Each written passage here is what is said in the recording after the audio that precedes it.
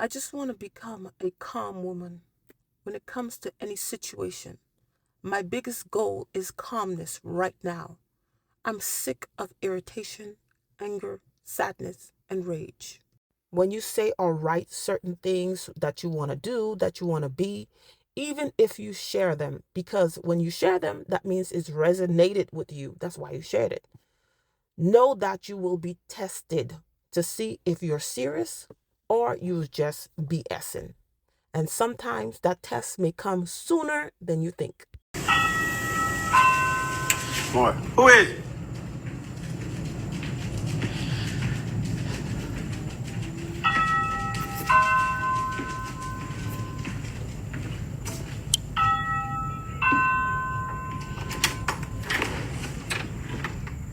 Man, put that black down in my hand. Get him. You hungry, ain't you? No, I ain't hungry. Put that black down in my house for real. You know my baby can't be around that shit. It ain't lit. It is. It's stinky here. It ain't lit. You done smoked it. There were the ashes right there on my foot floor. It ain't lit. So this young lady shared that she wanted calmness, she wanted all this peace and different things like that. But yet when the situation came to promote that, she didn't choose that. This story is coming out of Georgia, where you have Shamarcus Carr on the right, also known as the Frenchman, I think. And on my left, you have Zaria Carr, and she went by Duchess Dior on social media. And both of these people are no longer here. And this relationship should have never been, because this young lady was a corrections officer. Some people say probation officer, but she worked for the prison system. Let's say that. She worked for the prison system. She met this man while he was in prison. So, of course, some people may want to push this narrative, maybe make her look good, that, yeah, is when he got out of prison. That's probably when they started a relationship. I'm sure the relationship most likely started in the prison. And then, of course, they furthered it by getting married together. And they both went live. And it was a whole mess. Because after the live, after a series of lives that they did, both of them are no longer here. And some people, she did post that, posting that something's going to happen to her, but she needs her babies. Sometimes for certain people in these relationships that will end in tragedy, they say that they love their kids, but do you really love your kids? Because if you love your kids or child, you would leave that situation so that you can live to raise your kids or to raise your child. But people just say stuff just to say things. Because if you did, another reason, if you did, you're not going to leave the relationship. You love the toxicity. You love the back and forth. You love the whatever is going on in the relationship. You would at least get some life insurance. Maybe she did having life insurance, but in most of the cases, a lot of these people don't have anything. So you choose to stay in a relationship that's toxic, that has a high probability that it's going to end in tragedy.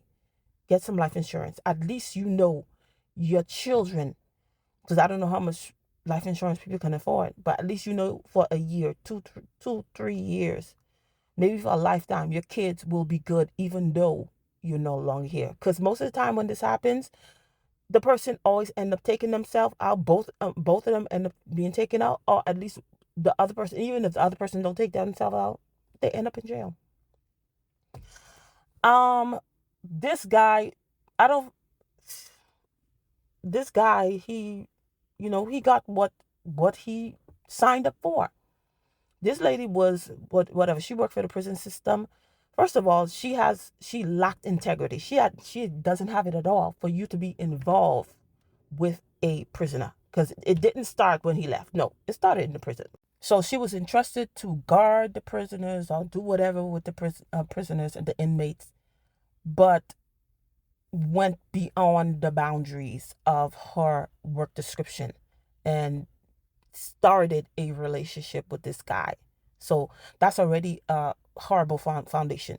And the fact that she was willing to do this with this man, you already know that, hey, I don't think I don't think this is a good woman. But he didn't see that. He probably saw, oh, she probably have a lot of things and stuff like that. So when I get out, I will already have certain things. I won't have to work that hard to get them back or to get them because I have this woman that has them. And then her, okay, she's with this man. She's never really gonna, because you can see that was always the power struggle in their relationship. She's never gonna see him as a man. She will always see him as the inmate that he was and probably still is in her mind. So she was never going to see him as the man. That's why she didn't have she never had respect for him, even in the life. So all the stuff that was going on in the life, that's how their home life was. It just escalated on these series of lies.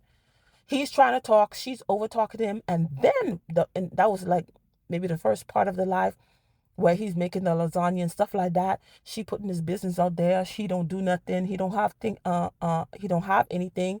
But yet, this guy have this she showed the Frenchman, whatever it's Shamarcus, showed that he have money, he have this business where he breeds dogs and stuff like that, trying to show that he does have something. And then she come and turn around and tell everybody that he don't got nothing.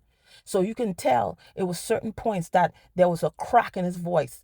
There was a crack in the voice. He lost his train of thought. So he was really he was of course hurt by how she's putting his business out there, and it was really getting to him, because men don't tolerate disrespect. Some men, they just gonna leave you there. They're not gonna deal with you. But then there are some men that don't have emotional intelligence. They will take you out. That's why if you see you're disrespecting, you don't have respect for your man, you need to leave. Or you need to, if you guys don't want to leave, you want to restart again and whatever, because some people don't want to give up, restart again. But if you disrespecting each other, you shouldn't be together at all. And it's so unfortunate it had to end in this way. And all the while, it was like a joke to this girl. She running, taking his phone and stuff like that. Okay, and then it's like a tit for tat. So when she started putting his business out there and saying, putting him down, emasculating him. So decided to put her business out there. How they doing all kind of stuff. They into witchcraft. They cheating on each other, and different things like that. And then is when she came in the house, and then she was telling he tell her to go to call that guy who was just talking to. Oh no, I didn't call him. I texted him. Really? You telling your man that you was texting another man? This is disrespectful. They both didn't respect each other. They should have never been together. This was a relationship that was founded upon what was it founded upon? Already bad principles, because nobody had any morals or values at all.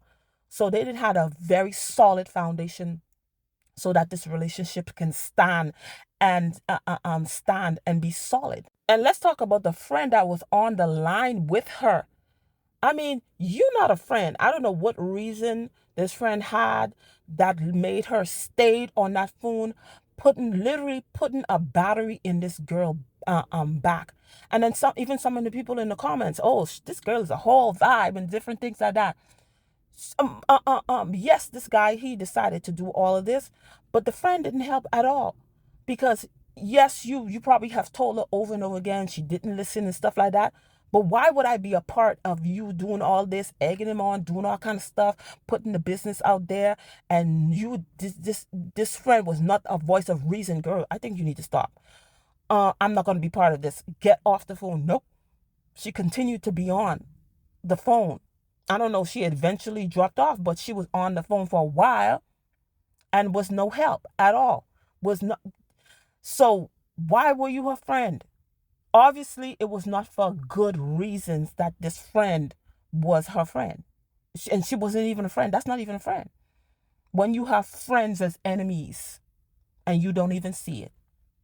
Because even if you kept on telling her she didn't listen, I would have been got off the phone because I don't want to be having no part of this at all. Or I would have let somebody, oh, you guys need to go over there because they doing all kind of stuff. They going back and forth. They putting their business out there. Nope, nothing happened. Now you have two kids without their mother and a child without the mother and the father because I don't believe he was the father of the son that she had. It's ridiculous. Why she chose to go with this man, to be with this man, even though she knew that he was an inmate and different things like that. Maybe she worked a lot. She didn't have no time to cultivate a relationship besides the person being an inmate. Nobody would ever know. But this relationship had never been. Both of them were not guilty in what happened. Were not innocent. I say guilty. Were not innocent in what happened, and they paid with their lives. They eventually paid with their lives. This relationship cost them their lives. This young lady kept on poking the bear, poking the bear. When you poke the bear, when the bear gets mad, he's a bear. He's not gonna be a sheep. He's not gonna be a lamb. It's a bear. And this guy, whatever he chose to be with her for material reasons, so he don't have to work too hard to get what he need to get because coming out of jail. So that's the choice that he made. So you could decide to do whatever you want to do, but you don't decide to the consequences of those choices. Anyway, that's all I have to say. Thank you for watching, and I'll see you in another video. Bye.